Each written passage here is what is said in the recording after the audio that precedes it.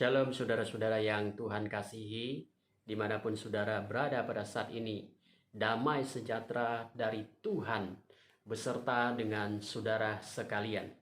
Saudara sekalian, hari ini saya akan membahas kepemimpinan Barnabas. Saudara, nama Barnabas bukanlah nama yang populer. Bahkan saya sendiri pun jarang sekali mendengar orang membahas atau mengupas tokoh Barnabas ini. Padahal pengaruh Barnabas tidak kalah dari tokoh-tokoh besar lainnya di dalam Alkitab. Nah, saudara, mari kita perhatikan ayat-ayat yang mencatat tentang Barnabas ini. Saudara, di dalam Kisah Rasul pasal 4 ayat 36 berbunyi demikian. Demikian pula dengan Yusuf yang oleh rasul-rasul disebut Barnabas, artinya anak penghiburan, seorang Lewi dari Siprus. Dari ayat ini jelas sekali asal-usul Barnabas. Yang dilakukannya pada awal mula adalah dia menjual ladang miliknya, lalu membawa uangnya itu dan meletakkannya di depan kaki rasul-rasul. Kisah Rasul pasal 4 ayat 37.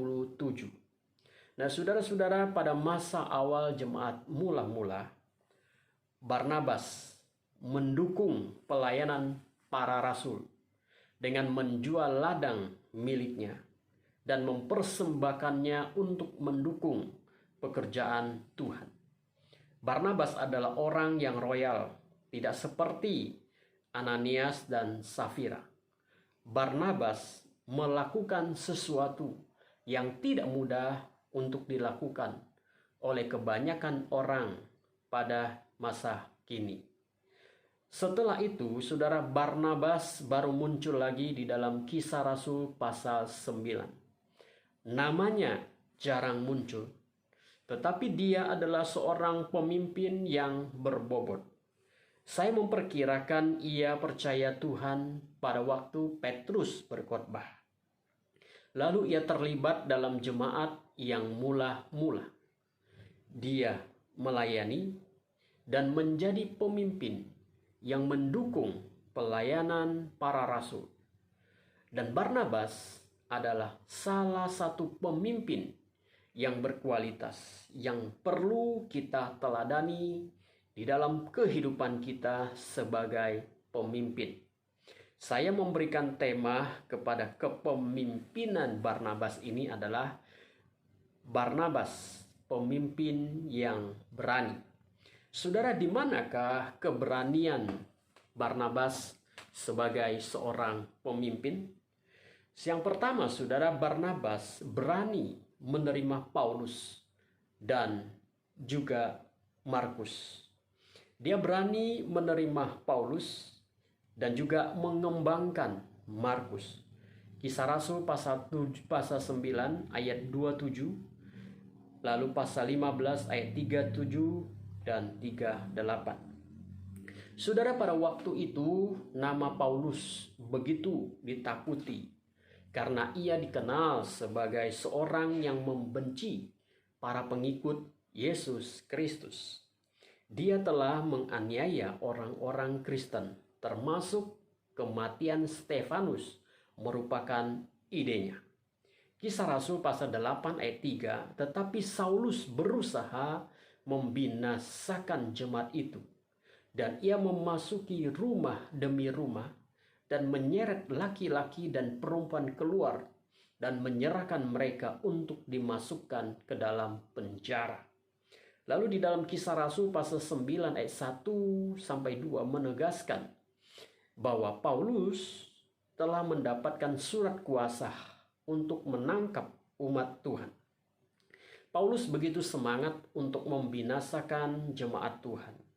Dengan surat kuasa yang di tangannya, dia berpikir bahwa rencana untuk membunuh umat Tuhan akan berhasil.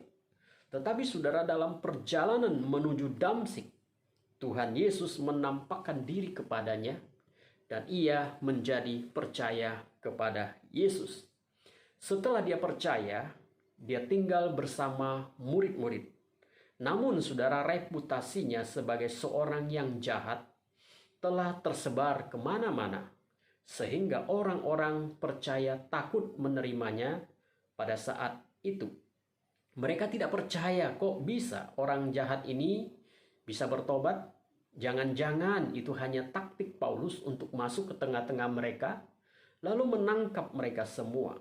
Mereka menjadi takut, tetapi di saat itu, saudara, ada Barnabas yang berani menerima Paulus. Perhatikan Kisah Rasul pasal 9 ayat 27. Tetapi Barnabas menerima dia dan membawanya kepada rasul-rasul dan menceritakan kepada mereka bagaimana Saulus melihat Tuhan di tengah jalan dan bahwa Tuhan berbicara dengan dia dan bagaimana keberaniannya mengajar di Damsyik dalam nama Yesus. Barnabas adalah pemimpin yang jeli di dalam melihat potensi orang lain. Dia bukan tipe pemimpin yang suka menghakimi dan menjadikan kelemahan orang lain sebagai senjata untuk menjatuhkan orang tersebut. Latar belakang orang lain tidak dijadikannya sebagai catatan buruk. Lalu dia menolak orang tersebut. Ia berani menerima Paulus dan melayani bersama-sama Paulus untuk jangka waktu tertentu. Nah, saudara, hari ini berapa banyak pemimpin seperti Barnabas yang berani menerima seseorang yang dianggap sebagai penjahat, dan berapa banyak pemimpin yang berani seperti Barnabas. Nah, saudara-saudara, Barnabas adalah pemimpin yang berani. Dia berani bukan tanpa pertimbangan tentunya. Dia berani menerima Paulus. Dan lihat saudara, di tangan ketika dia menerima Paulus, dan Paulus menjadi seorang rasul yang besar. Lalu saudara, yang kedua, hal yang sama juga Barnabas lakukan kepada Markus. Setelah sekian tahun Barnabas dan Paulus melayani, ada satu saat ketika mereka harus berpisah karena ada perbedaan pendapat tentang Markus. Kisah Rasul 15 ayat 37-39 berkata demikian. Barnabas ingin membawa juga Yohanes yang disebut Markus. Tetapi Paulus dengan tegas berkata bahwa tidak baik membawa serta orang yang telah meninggalkan mereka di Pamfilia dan tidak mau turut bekerja bersama-sama dengan mereka. Akhirnya saudara, Barnabas dan Paulus berpisah. Paulus membawa Silas, Barnabas membawa Markus. Paulus adalah orang yang keras, saudara-saudara yang Tuhan kasihi. Jadi ketika dia melihat bahwa Markus tidak bisa diajak bekerja sama, ketika dia melihat bahwa Markus ini adalah orang yang tidak konsisten, maka dia marah. Dan ketika dia marah, lalu kemudian dia juga akhirnya konflik dengan Barnabas. Dan ketika konflik itu terjadi, maka mereka akhirnya berpisah, saudara. Barnabas membawa Markus, Paulus membawa Silas. Nah, saudara, Paulus menilai Markus orang yang tidak konsisten, tidak mau bekerja keras, sementara Barnabas tidak demikian. Dan di masa depan justru Markus ini menjadi orang yang berpengaruh, saudara. Seandainya Markus tidak diterima oleh Barnabas, atau seandainya Barnabas pun berlaku seperti Paulus, tidak menerima Markus, tidak menerima kelemahan Markus, lalu kemudian menyingkirkan Markus, saya tidak tahu bagaimana dengan masa depan Markus. Tapi yang jelas saudara, bahwa Barnabas menerima Markus, melibatkan Markus, dan mengembangkan Markus tentunya. Maka saudara, di masa depan kita melihat Markus menjadi seorang yang berguna, menjadi seorang yang berpengaruh. Dan Injil Markus Yang ada di tangan kita hari ini adalah tulisan Markus. Barnabas adalah pemimpin yang jeli melihat potensi orang lain, dan dia tidak menghakimi orang lain, dan dia siap memberikan kesempatan bagi orang lain untuk bertumbuh di dalam Tuhan. Itulah Barnabas, seorang pemimpin yang berani. Yang kedua, saudara, Barnabas adalah seorang pemimpin yang berani mengikuti kehendak Tuhan dan hidup di dalam pimpinan Tuhan. Saya ulangi, saudara, Barnabas adalah pemimpin yang berani mengikuti kehendak Tuhan dan hidup di dalam pimpinan Tuhan. Kisah Rasul pasal 11 ayat 24 mengatakan bahwa karena Barnabas adalah orang baik, penuh dengan Roh Kudus dan iman. Istilah baik artinya baik hati. Bukan sekedar baik secara penampilan luar, tetapi baik yang dimaksud adalah baik secara internal. Penampilan luar baik, dalam belum tentu, saudara. Namun, Barnabas adalah orang yang baik hati. Kualitas ini sangat diperlukan di dalam kepemimpinan. Menjadi orang baik hati itu adalah proses kehidupan. Kita mesti ingat bahwa kita adalah manusia yang berdosa. Dan kecenderungan untuk berbuat dosa atau yang jahat sangatlah kuat. Misalnya, saudara, kita lebih mudah berpikir negatif tentang orang lain daripada positif. Kita lebih mudah mengeluarkan kata-kata yang mencelah daripada kata-kata yang menguatkan dan membangun orang lain. Kita lebih mudah mengkritik daripada memuji orang lain. Karena itu, saudara, untuk menjadi orang yang baik hati, kita harus berjuang melawan sifat dosa di dalam diri kita. Dan untuk melawan sifat dosa ini, kita butuh yang namanya keberanian. Istilah penuh Roh Kudus artinya hidupnya dikuasai oleh Roh Kudus. Penuh Roh Kudus bukan bicara tentang fenomena luar, tetapi bicara tentang karakter yang dikendalikan oleh Roh Kudus. Orang yang penuh Roh Kudus adalah orang yang seluruh hidupnya dikuasai oleh Roh Kudus. Dia berjalan sesuai dengan kehendak Roh Kudus. Dia melayani sesuai dengan kehendak Roh Kudus.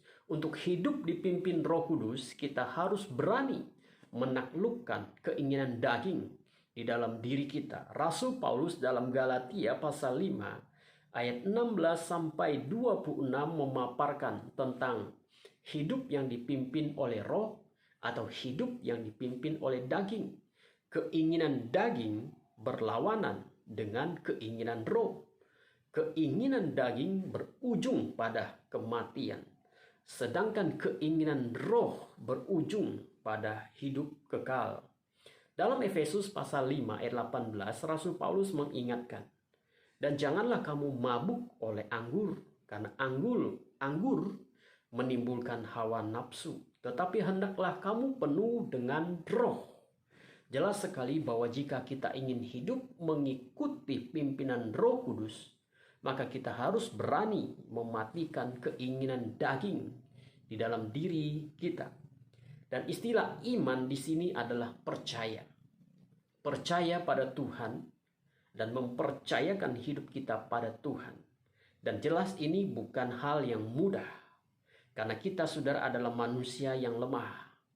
Kita seringkali perasaan khawatir, ragu, tidak percaya lebih mendominasi diri kita daripada kita menaruh semua kekhawatiran kita pada Tuhan. Apalagi, saudara, sebagai seorang pemimpin yang memimpin banyak orang. Itulah sebabnya, saudara, mempercayakan hidup kita pada Tuhan itu butuh keberanian. Dan Barnabas adalah pemimpin yang berani. Berani melangkah bersama dengan Tuhan. Seorang pemimpin dia harus berani berjalan bersama dengan Tuhan. Baru dia bisa disebut sebagai seorang pemimpin. Yang ketiga, saudara, yang ketiga adalah Barnabas adalah pemimpin yang berani membumi. Pemimpin yang berani membumi. Barnabas di dalam Kisah Rasul pasal 11 ayat 25 sampai 30.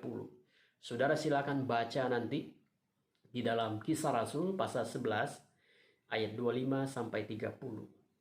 Barnabas adalah seorang pemimpin yang berani memberikan diri dan masuk dalam pelayanan nyata.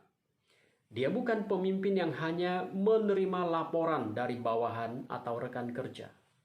Kalau zaman sekarang kita mengenal pemimpin yang berani belusukan, pemimpin yang berani masuk ke tengah-tengah masyarakat, pemimpin yang berani untuk terjun ke lapangan, melihat, mempelajari, dan mengalami sendiri. Dan Barnabas bukan pemimpin yang duduk manis di kursi kebesarannya, tetapi dia melibatkan diri bersama dengan Paulus dan rekan-rekan pelayanan lainnya. Barnabas bersama Paulus, Silas, dan Markus melayani dari satu tempat ke tempat yang lain, memberitakan Injil dari satu kota ke kota yang lain. Hanya dengan melibatkan diri atau turun ke lapangan, kita baru bisa mengerti bagaimana sesungguhnya kondisi lapangan.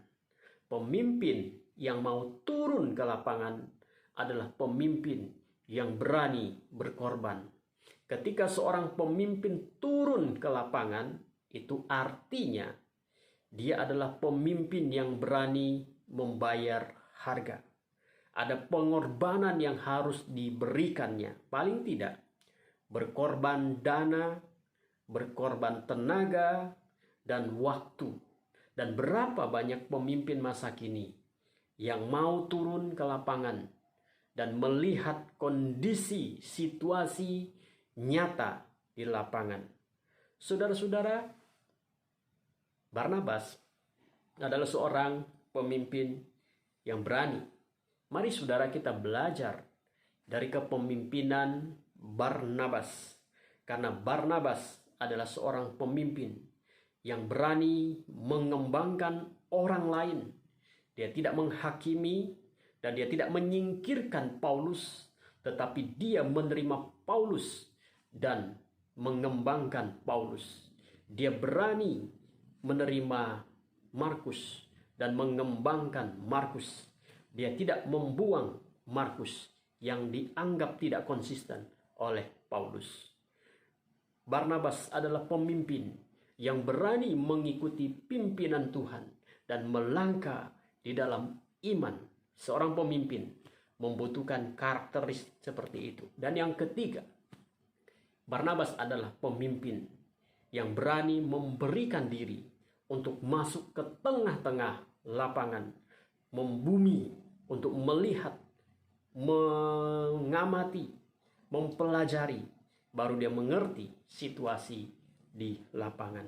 Saudara, kiranya kita menjadi pemimpin seperti Barnabas yang melihat, yang jeli melihat potensi orang lain, yang berani berjalan bersama dengan Tuhan, melangkah dalam iman, dan yang berani untuk masuk ke tengah-tengah orang di mana kita berada.